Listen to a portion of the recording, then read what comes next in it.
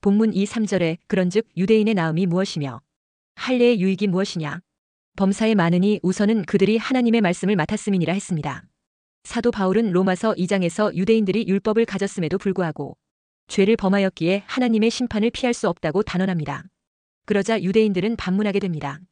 그렇다면 유대인의 나음이 무엇이며 할례의 유익이 무엇이냐는 것입니다. 바울은 앞에서 유대인이라는 외적 신분이 구원에 무조건적인 특권이 있는 것은 아니라고 말했습니다. 그러나 그렇다고 해서 유대인의 정체성이 전혀 의미 없다는 뜻은 아닙니다. 유대인의 나음은 무엇보다도 그들이 하나님의 말씀을 맡았다는 것이라 했습니다. 유대인은 구약의 율법과 예언자들의 계시를 통해 하나님의 뜻을 가장 먼저 들은 민족이며 이는 매우 큰 특권이요 책임입니다. 무슨 말입니까? 하나님의 계시를 아는 만큼 삶으로 살아내어야 할 의무가 있다는 것입니다. 마찬가지로 오늘날 교회에 오래 다닌 사람이나 신앙의 가정에서 자란 자들에게도 같은 적용이 되는 것입니다. 성경을 먼저 접하고 복음을 먼저 들었다면 그것은 특권이면서 동시에 책임입니다. 하나님의 진리를 맡은 자로서 말씀에 합당한 삶을 살아야 합니다. 누가복음 12장 48절에 알지 못하고 맞을 일을 행한 종은 적게 맞으리라. 물은 많이 받은 자에게는 많이 요구할 것이요 많이 맡은 자에게는 많이 달라 할 것이니라 했습니다. 오늘날 우리도 말씀을 맡은 자들입니다. 단순히 성경을 가지고 있는 것이 아니라 말씀을 맡았다는 것은 책임이 뒤따릅니다. 하나님의 계시를 아는 만큼 삶으로 살아내어야 할 의무가 있습니다. 그리고 3절에 어떤 자들이 믿지 아니하였으면 어찌하리요. 그 믿지 아니함이 하나님의 미쁘심을 패하겠느냐 했습니다. 여기서 말하는 어떤 자들은 유대인을 말합니다. 하나님은 유대인에게 율법과 약속인 언약을 주셨지만 일부 유대인들은 그것을 믿지 않았습니다. 그렇다면 그들의 그 불신앙이 하나님의 약속을 무효화시킬 수 있느냐는 질문입니다. 유대인들 중에 믿지 않는 사람이 있다면 그 믿지 않는 불신앙으로 인해 하나님과 맺은 언약이 무너지는 것이 아니냐는 질문입니다. 그러나 그에 대한 답은 결코 그렇지 않다는 것입니다. 하나님은 언제나 신실하시기 때문에 인간의 반응에 따라 진리가 흔들리는 분이 아니시라는 것입니다. 다시 말해 사람의 불신앙이 하나님의 진실하심을 취소하지 못한다는 것입니다. 그래서 4절에 그럴 수 없느니라 사람은 다 거짓되되 오직 하나님은 참되시다 할지어다. 기록된 바 주께서 주의 말씀에 의롭다 함을 얻으시고 판단 받으실 때에 이기려 하심이라 함과 같으니라 했습니다. 여기서 사람은 다 거짓되다고 했습니다. 무슨 말입니까? 인간은 본성상 거짓되고 신실하지 못하며 약속을 잘 어긴다는 것입니다. 시편 116편 11절에 내가 놀라서 이르기를 모든 사람이 거짓말쟁이라 하였도다 했습니다. 그리고 오직 하나님은 참되시다 했습니다. 하나님은 언제나 진실하시고 거짓이 없으신 분이라는 것입니다. 민수기 23장 19절에 하나님은 사람이 아니시니 거짓말을 하지 않으시고 인생이 아니시니 후회가 없으시도다. 어찌 그 말씀하신 바를 행하지 않으시며 하신 말씀을 실행하지 않으시려 했습니다. 그러니까 인간의 신앙 여부와 관계없이 하나님은 자기 백성에게 하신 약속을 절대 어기지 않으신다는 것입니다. 그렇기에 4절에 기록된 바 주께서 주의 말씀에 의롭다 함을 얻으시고 판단 받으실 때에 이기려 하심이라 함과 같으니라 했습니다. 이 말씀은 시편 51편 4절에서 인용한 것입니다. 내가 주께만 범죄하여 주의 목전에 악을 행하였사오니 주께서 말씀하실 때에 의로우시다 하고 주께서 심판하실 때에 순전하시다 하리이다 했습니다. 이것은 다윗이 바세바와 간음한 후 회개하면서 고백한 말입니다. 바울은 이 시편 9절을 인용하여 하나님은 사람의 죄 앞에서도 그 판단과 말씀에 있어서 절대적으로 의로우시다는 것을 강조합니다. 즉 사람이 불신앙을 하거나 죄를 지었을 경우 하나님께서 그들을 심판하고 판단하는 것이 정당하시다는 것입니다. 인간의 범죄가 하나님의 의로움은 손상시키지 않는다는 것입니다. 하나님은 전능하신 자존자이시기 때문입니다. 그러니까 하나님의 약속이 사람의 반응에 따라 좌우되고 하는 것은 아니라는 것입니다.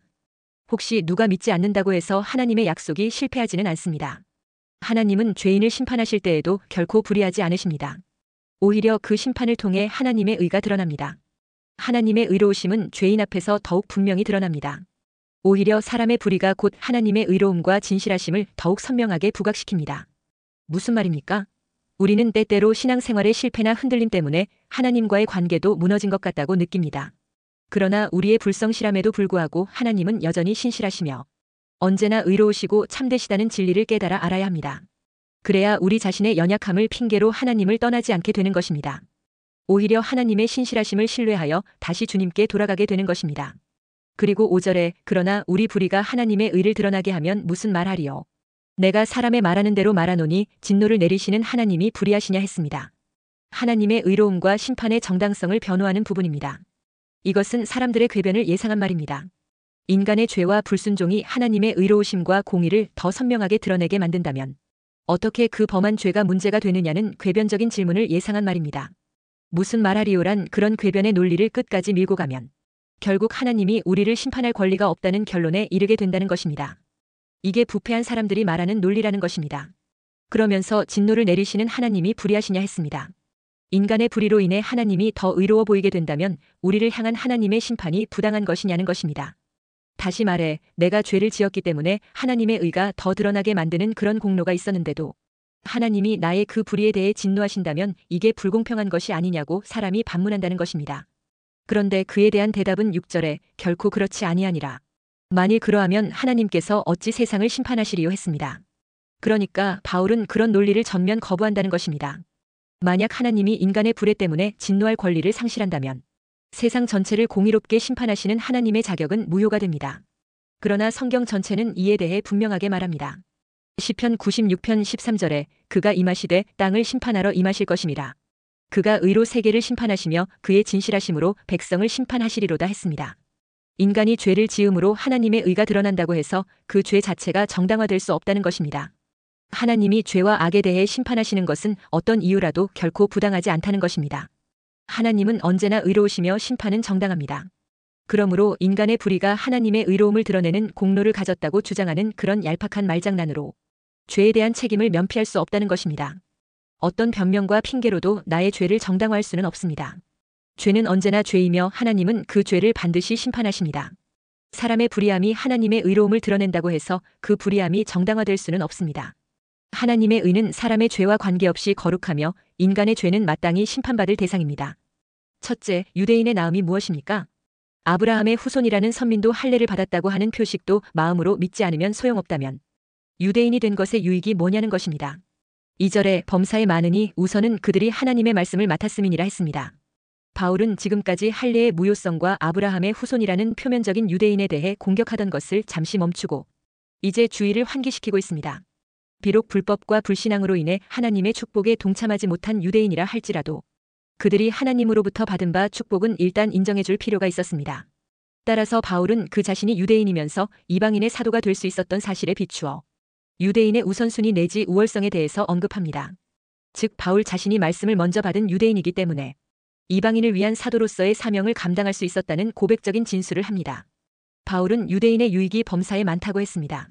로마서 9장 4절 5절에는 그들은 이스라엘 사람이라 그들에게는 양자됨과 영광과 언약들과 율법을 세우신 것과 예배와 약속들이 있고 조상들도 그들의 것이요 육신으로 하면 그리스도가 그들에게서 나셨으니 그는 만물 위에 계셔서 세세의 찬양을 받으실 하나님이시니라 아멘 했습니다.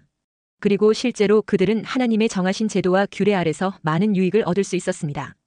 그래서 로마서 2장 25절에 내가 율법을 행하면 할례가 유익하나 만일 율법을 범하면 내 할례는 무할례가 되느니라 했습니다. 유대인이 하나님으로부터 부여받은 특권이 많지만 그 중에 가장 큰 것이 하나님의 말씀과 관련된 것들입니다. 즉 언약들과 율법, 예배와 약속들이 그것입니다. 그리고 유대인은 세상의 많은 민족들 중에 하나님이 선택하신 백성입니다. 하나님의 선택은 그분의 뜻대로 원하시는 대로 되어지는 것입니다. 그래서 이것을 우리는 은혜라고 합니다. 그런 의미에서 우리가 하나님의 선택받은 영적인 선민이 되었다는 것에 대해 감사해야 합니다. 하나님의 선민은 어떤 상황에 들어가더라도 절대로 멸절되어 망하는 법이 없습니다. 유대인들이 그러했습니다. 바벨론 포로로 끌려가 나라가 완전히 망하고 없어졌는데도 70년 만에 기적적으로 다시 나라가 회복되었습니다. 또한 로마의 디도 장군에 의해 유대 나라가 완전히 망하고 유대인들이 세계 곳곳으로 뿔뿔이 흩어졌으나 2000년 가까이 지나 1948년에 다시 나라가 회복되었습니다. 이렇게 하나님의 선민은 절대 망하지 않는다는 것을 역사를 통해 입증해주고 있습니다. 2차 대전 때에 히틀러가 유대인들을 학살하려고 할 때 유대인 수용소에 히틀러가 나타났습니다. 유대인을 죽인다는 소문에 유대인들은 모두 공포에 떨고 있었습니다. 그때 한 노인이 큰 소리로 고함을 치며 웃었습니다. 히틀러는 너는 왜 그렇게 웃느냐? 고 물었습니다. 그러자 그 나이 많은 랍비 노인은 대답하기를 역사적으로 유대인을 죽이려는 시도가 많았습니다. 그런데 유대인을 멸절하려던 사람들은 다 죽었습니다. 애굽의 바로가 그러하였고 70년의 디도 장군이 또한 그러하였습니다. 그러나 유대인은 지금도 살아있습니다. 앞으로도 그러할 것입니다 했습니다. 그 말을 듣고도 히틀러는 유대인을 죽였으며 전쟁을 개시하였습니다. 그러나 히틀러는 그 랍비 노인이 말한 대로 그 뒤로 꼭 5년 만에 베를린의 포위망 속에서 자살하고 말았습니다. 그래서 유대인들이 다 죽지는 않고 살아남아 있다가 1948년에 독립한 것입니다. 하나님의 선민은 하나님이 지켜주십니다. 둘째, 유대인들의 믿지 않는 것이 하나님의 신실하심을 패하지 못합니다. 3절에 어떤 자들이 믿지 아니하였으면 어찌하리요. 그 믿지 아니함이 하나님의 믿부심을 패하겠느냐 했습니다. 여기서 말하는 믿부심은 헬라어 피스티스로 신실함이라는 의미입니다. 유대인들 중에 일부 믿지 아니하는 자들이 있는데 그들이 믿지 아니하는 것이 하나님의 신실함을 패하게 만들고 없어지게 만드는 것이 아니냐는 것입니다. 다시 말해 이스라엘 중 어떤 자들이 믿지 않았다고 해서 하나님의 언약적 신실함이 취소되거나 변하지 않는다는 것을 강조하는 구절입니다. 사람이 믿지 않는다고 해서 하나님이 신실하지 않게 되겠느냐는 질문 앞에 하나님의 언약은 절대 신뢰할 수 있을 정도로 변함이 없다는 점을 강조하고 있는 말씀입니다. 그래서 4절에 그럴 수 없느니라 사람은 다 거짓되되 오직 하나님은 참되시다 할지어다. 기록된 바 주께서 주의 말씀에 의롭다 함을 얻으시고 판단 받으실 때에 이기려 하심이라 함과 같으니라 했습니다. 유대인들은 아브라함을 통하여 언약을 맺은 백성입니다. 하나님께서 아브라함과 맺은 언약의 약속은 시내산에서 이스라엘 민족과 언약을 맺음으로 하나님의 신실하심을 보이셨습니다. 그리고 그 하나님의 언약은 다시 다윗과 맺은 언약을 통하여 다윗의 후손을 통하여 메시아가 나실 것을 약속하신 것입니다. 하나님은 신실하셔서 그분의 모든 약속을 지키셨습니다. 그런데 이런 하나님의 신실하심에도 불구하고 이스라엘은 끊임없이 하나님의 말씀을 거부하고 반역하고 믿지 않는 삶을 살았던 것입니다. 아브라함은 믿음으로 하나님께 순종했지만 애굽에 가서 하갈이라는 여인을 데리고 와서 불신앙으로 이스마엘을 낳았습니다. 이는 아브라함이 믿음의 조상이었지만 하나님의 말씀을 온전히 믿지 못했던 모습을 보여주고 있습니다. 또한 그 후 모세 시대에는 이스라엘 민족이 광야에서 하나님을 시험하여 불평하고 원망하였습니다. 그래서 심지어 시내산에서는 금송아지를 만들어 우상 숭배하는 죄까지 범했습니다. 또한 그들은 가데스 바네아에서 하나님이 인도하시는 가나안을 거부하고 애굽으로 돌아가자고 했습니다. 그리고 모압 평지에서는 바알 우상 숭배에 빠져 이방 여인들과 음행하는 죄를 범했습니다. 또한 가나안에 정착해서는 이방 신들을 숭배하는 우상 숭배와 더불어 이방 여자들과 결혼하며 하나님의 거룩한 백성으로서 살아가는 일에 실패합니다. 이어서 솔로몬 이후에도 지속적으로 타락을 거듭하다 결국 아수르와 바벨론에 의하여 멸망당하는 자리에까지 떨어지게 됩니다. 그러다가 그들의 후손들에게 예수님이 오셨을 때에 하나님이 보내신 메시아를 믿지 않았고 예수님이 부활하시고 승천하신 분명한 증거가 있었음에도 불구하고 도리어 예수님을 따르는 자를 핍박하였습니다. 이와 같이 유대인들이 하나님을 믿지 않고 불순종하는 그 끔찍한 죄로 인해 하나님의 신실하심을 패하느냐는 질문에 사도 바울은 그럴 수 없다고 했습니다.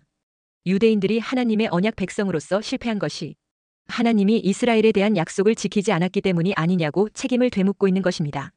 이때 사도 바울은 단호하게 4절에 그럴 수 없느니라 사람은 다 거짓되되 오직 하나님은 참되시다 할지어다 했습니다. 그러니까 사람은 거짓되지만 오직 하나님은 참되셔서 그분은 모든 약속을 지키신다는 것입니다. 바울은 지금 약속에 신실하신 하나님에 대해 말씀하고 있습니다. 어느 정도로 신실하느냐? 로마서 11장의 엘리야 시대에 하나님께서는 바알에게 무릎 꿇지 아니한 7천을 남겨두셨다고 했습니다. 그리고 지금은 이스라엘이 완악하여 믿지 않지만 결국 온 이스라엘이 구원을 얻는다고 했습니다. 로마서 11장 25절 26절에 이 신비는 이방인의 충만한 수가 들어오기까지 이스라엘의 덜어는 우둔하게 된 것이라. 그리하여 온 이스라엘이 구원을 받으리라 했습니다. 이것은 종말의 7년 대환난 기간에 이스라엘이 회개하고 주님께로 돌아와 구원받는 것에 대한 예언입니다. 4절에 기록된 바 주께서 주의 말씀에 의롭다 함을 얻으시고 판단 받으실 때에 이기려 하심이라 함과 같으니라 했습니다. 이것은 시편 51편 4절을 인용한 것입니다. 이것은 다윗이 밧세바로 인해 간음죄 살인죄를 짓고 나단 선지자를 통하여 하나님의 심판을 들었을 때 고백한 내용입니다. 나단 선지자는 이에 대해 사무엘하 12장 12절 이후에서 다윗을 향한 하나님의 심판을 전합니다. 하나님은 앞으로 다윗의 집에 칼이 떠나지 아니할 것이라고 하셨고 그의 처를 다른 사람에게 줄 것이므로 다른 사람이 대낮에 다윗의 처와 동침할 것이라고 했습니다. 그리고 다윗이 밧세바와의 음행으로 낳은 아이가 죽을 것이라고 했습니다. 이에 대하여 다윗은 하나님께 원망하거나 불평하지 않았습니다. 다윗은 하나님 앞에서 자신이 악을 행하였기에 하나님의 말씀이 의로우시고 하나님의 판단이 순전하다고 고백한 것입니다. 비록 다윗이 하나님 앞에서 신실하지 않은 모습으로 범죄했지만 그것을 판단하시는 하나님은 의로우시기에 자신이 그 값을 치르겠다는 고백이었습니다. 우리는 때때로 자신의 믿음 없는 삶으로 하나님의 신실하심에 도전하곤 합니다. 우리가 믿지 않거나 거짓된 삶을 살아서 잘못된 열매가 나올 때에 우리는 하나님을 원망하지 말아야 합니다. 비록 욥은 하나님과 사람에 대하여 신실했지만 그가 감당해야 할 고난에 대해서 하나님을 원망하지 않았습니다. 보통 사람이라면 신실한 욥에게 닥치는 고난에 대하여 하나님이 보호하지 않는 것을 의아해했을 것입니다. 그러나 하나님은 욥의 고난에서 신실하게 함께 하셨고 고난을 통하여 그의 믿음이 증명되었을 때에 하나님의 은혜는 갑절로 나타났습니다. 다윗은 자신의 죄로 인하여 하나님의 심판이 임하자 그는 하나님의 말씀과 판단이 항상 옳음을 고백했습니다. 하나님은 그분의 말씀으로 의롭다 함을 얻으시고 그의 판단으로 항상 이기시는 분이십니다. 셋째, 결국 우리의 불의는 하나님의 의를 드러나게 만드는 것이 아니라 하나님의 심판을 자초할 뿐입니다. 8절에 또는 그러면 선을 이루기 위하여 악을 행하자 하지 않겠느냐. 어떤 이들이 이렇게 비방하여 우리가 이런 말을 한다고 하니 그들은 정죄받는 것이 마땅하니라 했습니다. 유대인들 중에 어떤 자가 궤변으로 말하기를 나의 거짓과 불의가 하나님의 의로우심과 그의 영광을 드러내고 선포하는 것이라면 나 자신은 죄인 취급되어 심판을 받을 이유가 없지 않느냐는 겁니다. 이에 대하여 바울은 8절에 그들은 정죄받는 것이 마땅하니라 했습니다. 이런 식의 궤변이 유대인들로 하여금 부모님에 대한 공경에 대한 책임을 하나님을 섬긴다는 이유로 무시해버린 바 있습니다. 마가복음 7장 11절에 너희는 이르되 사람이 아버지에게나 어머니에게나 말하기를 내가 드려 유익하게 할 것이 고르반 곧 하나님께 드림이 되었다고 하기만 하면 그만이라 하고 했습니다. 바울도 예전에 하나님을 위한다는 종교적인 열심을 내었는데 그것이 선을 이루기보다는 오히려 하나님께 악을 행한 것이 된 적이 있었습니다. 바울이 한때 하나님을 사랑한다는 명목으로 그리스도인들을 체포하여 핍박하였던 것입니다. 그러나 이제는 그 태도가 변하여 오히려 유대인들이 바울 자신이 과거에 범했던 것 같은 똑같은 잘못을 범하고 있음을 간파하고 있습니다. 믿음으로 의롭게 된다는 사실을 잘못 이해한 자들의 시각에는 바울의 그 주장이 도덕 폐기론과 같이 여겨질 수도 있으나 그들의 소행은 자기 눈에 들보를 보지 못하는 치명적인 잘못을 범하고 있다는 것입니다. 율법 아래 매여 율법에 종된 자들은 그 율법의 울타리 속에서 믿음을 판단하려 하지만 그 거짓 판단으로 선을 이루려는 그들의 시도는 오히려 더 큰 악을 만들려는 노력으로 전락되고 마는 것입니다. 그래서 바울은 궤변으로 자신의 행위를 정당화하려는 자들을 향해 그들은 정죄받는 것이 마땅하니라고 선언한 것입니다. 의와 불법이 공존할 수 없고 빛과 어두움이 사귈 수 없으며 그리스도와 벨리알이 도무지 조화될 수 없습니다. 그런데도 마치 그것이 가능한 것처럼 합리화하려는 자들이 있었던 것입니다. 오늘날 신자들 중에도 사도 바울 시대의 사람들과 같이 믿음으로 구원받으면 되었지 율법을 지킬 필요가 있겠느냐고 반문하는 사람들이 있습니다. 심지어는 한번 구원받은 사람은 이미 영생을 얻었고 그래서 어떤 죄를 지어도 다 사함을 받았기 때문에 회개할 필요도 없고 자신의 죄 때문에 고통당할 필요도 없다는 영지주의나 구원파 같은 주장을 하는 경우가 있습니다. 이런 사람들은 구원과 성화의 관계를 잘못 이해한 사람들입니다. 구원파나 일부 영지주의 계열 이단들 그리고 일부 극단적 칼빈주의 진영에서는 예수님을 믿을 때 앞으로 지을 죄까지 모두 사함 받았기 때문에 한번 구원은 영원한 구원이라는 것입니다. 예수님을 진정으로 믿는 순간 과거 현재 미래의 모든 죄가 사함 받았으며 그래서 구원은 영원히 취소되지 않는다는 것입니다. 그들이 근거로 제시하는 성경이 요한복음 10장 28절에 내가 그들에게 영생을 주노니 영원히 멸망하지 아니할 것이요 또 그들을 내 손에서 빼앗을 자가 없느니라와 로마서 8장 1절에 그러므로 이제 그리스도 예수 안에 있는 자에게는 결코 정죄함이 없나니라는 말씀을 제시합니다. 그러나 이제 그리스도 예수 안에 있는 자에게는 결코 정죄함이 없나니라는 말씀을 근거로 앞으로 지을 죄까지 모두 사함 받았다는 주장은 비성경적인 궤변이며 사이비한 주장입니다. 이 주장은 도덕적 방종으로 이어지게 만들어서 회개와 성화의 삶을 무력화시킵니다. 그래서 회개 없는 믿음을 용인하고 거룩함 즉 성화의 열매를 무시하는 사고방식입니다. 이들은 행위 구원을 부정한다는 명분으로 무책임한 삶을 정당화하고 있는 것입니다. 성경적인 바른 구원과는 구원이란 믿음으로 말미암은 하나님의 은혜입니다. 그런데 여기서 중요한 것은 그 믿음이 살아있는 믿음이어야 합니다. 구원은 은혜로 시작되지만 끝까지 견디는 자가 구원을 얻는다 했습니다. 마태복음 24장 13절에 그러나 끝까지 견디는 자는 구원을 얻으리라 했습니다. 그래서 성화와 순종 없는 구원은 가짜입니다. 히브리서 12장 14절에 모든 사람과 더불어 화평함과 거룩함을 따르라. 이것이 없이는 아무도 주를 보지 못하리라 했습니다. 또한 요한일서 3장 9절에 하나님께로부터 난 자마다 죄를 짓지 아니하나니 이는 하나님의 씨가 그의 속에 거하며 그도 범죄하지 못하는 것은 하나님께로부터 났음이라 했습니다. 누가 영생의 생명나무에 나아가며 천국성에 들어갑니까? 계시록 22장 14절에 자기 두루마기를 빠는 자들은 복이 있으니 이는 그들이 생명나무에 나아가며 문들을 통하여 성에 들어갈 권세를 받으려 함이로다 했습니다. 그래서 바울은 경고하고 있습니다. 빌립보서 2장 12절에 항상 복종하여 두렵고 떨림으로 너희 구원을 이루라 했습니다. 그러므로 허황된 궤변에 속지 말고 말씀을 자세히 읽고 살펴서 바른 믿음 위에 서게 되시기를 주의 이름으로 축원합니다.